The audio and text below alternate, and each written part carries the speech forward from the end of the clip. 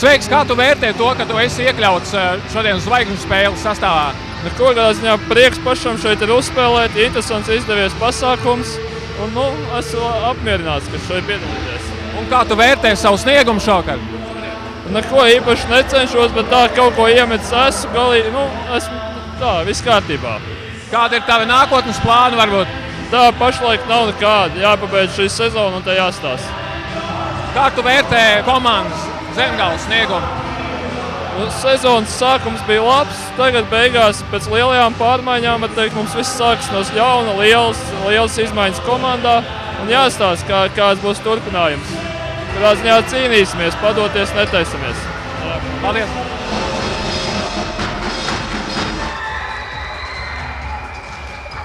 Sandis Slāgers!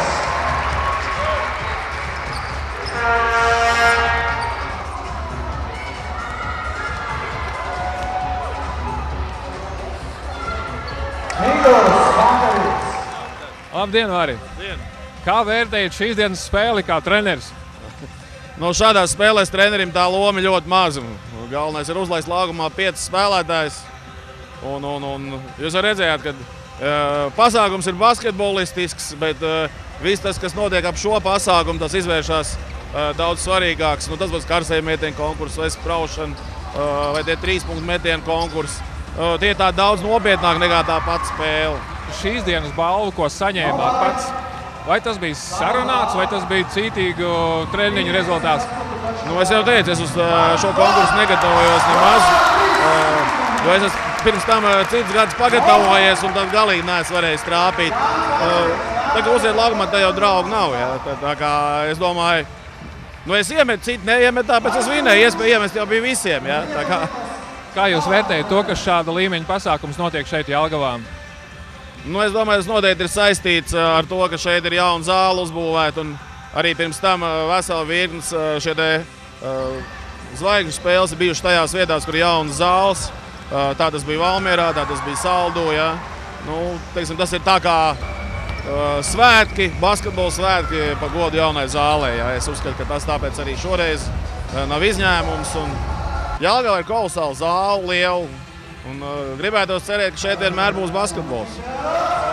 Sakarā ar basketbola klubu Zemgale, kā jūs redzat nākotnē, kā šīs spēles varētu turpināties un ar kādiem rezultātiem? Es domāju, ka nākotnē katram basketbola klubam ir jāveido pašam. Protams, lai spēlētu kaut vai Latvijas basketbola līgā, ir vajadzīgi pietiekoši liela līdzekļi.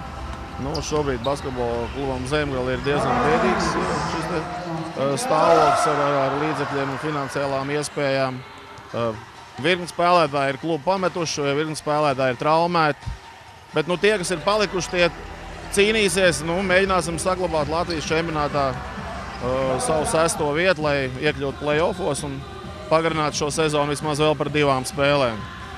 Bet kas attiecās uz šo komandu, kas uz šobrīd šeit ir palikuši, tad ir jāsaka, ka te gandrīz visi ir tagad jelgavnieki, vai studenti, vai Jelgavas sporta skolas audzēkļi, Jēkabs Rodzītis, Edgars Krūmiņš, mūsu pieredzējušākie spēlētāji. Ja? Varbūt, ka tādai komandai arī ir jāizskatās, kāds ir mūsu iespējas, tā komanda arī izskatās.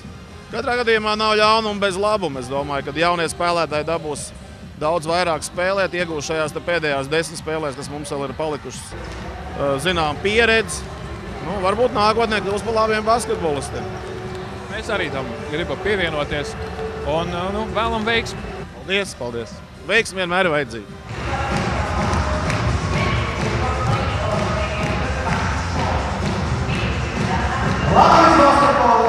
Labdien! Kā jūs vērtējat šodienas pasākumu, ka šāda līmeņa pasākumu un spēles var notikt šeit Jelgavā? Es domāju, ka Zemgales olimpiskais centrs bija pelnījis, lai mēs arī basketbolā redzētu šeit augsta līmeņa spēlētājus. Jā, šodien mēs redzējām šovu.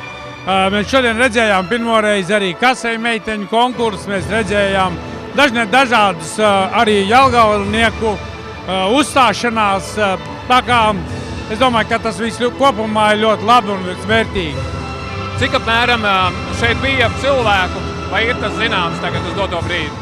Es domāju, ka šeit bija kaut kur ap 2000, ja ne mazliet vairāk. Es domāju, gan Jelgavnieki, gan ciemiņi. Un svarīgi jau bija ciemiņiem būt šeit un redzēt, ko mēs esam šeit radījuši, kas tas ir. Un, protams, jādomā ir par spēlēm, par koncertiem nākotnē.